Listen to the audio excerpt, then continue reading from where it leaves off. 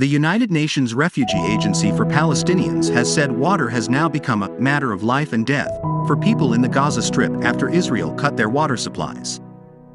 The United Nations Relief and Works Agency for Palestine Refugees in the Near East, UNRWA, said on Saturday that more than 2 million people are now at risk as water runs out.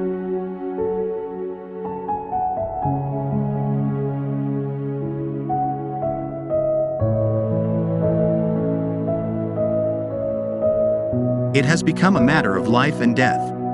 It is a must. Fuel needs to be delivered now into Gaza to make water available for 2 million people, said UNRWA Commissioner General Philippe Lazzarini. No humanitarian supplies have been allowed into Gaza for a week now, according to the agency. Clean water is running out in the Gaza Strip as its water plant and public water networks stopped working. Palestinians are now forced to use dirty water from wells, increasing the risk of waterborne diseases.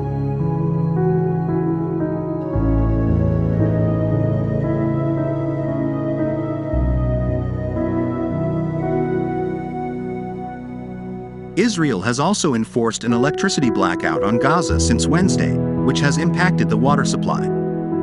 Meanwhile, thousands have moved out of northern Gaza after Israel ordered them to do so amid its air attacks, something the UN called impossible. Nearly 1 million people have been displaced since last week. We need to truck fuel into Gaza now. Fuel is the only way for people to have safe drinking water.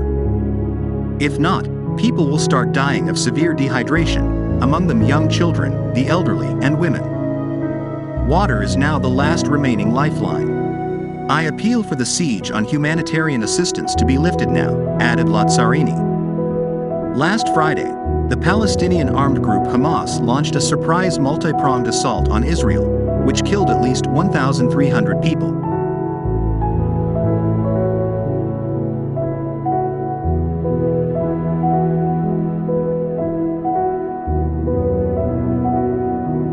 Israel then began pounding the enclave of Gaza, dropping thousands of bombs that have killed at least 2,215 Palestinians. UNRWA also said its shelters in Gaza are no longer safe, something it called unprecedented. Wars have rules.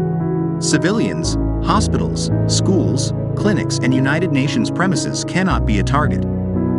UNRWA is sparing no efforts to advocate with parties to the conflicts to meet their obligations under international law to protect civilians, including those seeking refuge in UNRWA shelters, it said.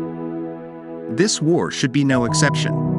Protection of civilians and civilian infrastructure, including UN buildings, applies to this conflict, too. Efforts are underway by organizations and governments to deliver humanitarian assistance to many, including hundreds of thousands of children, who urgently need it.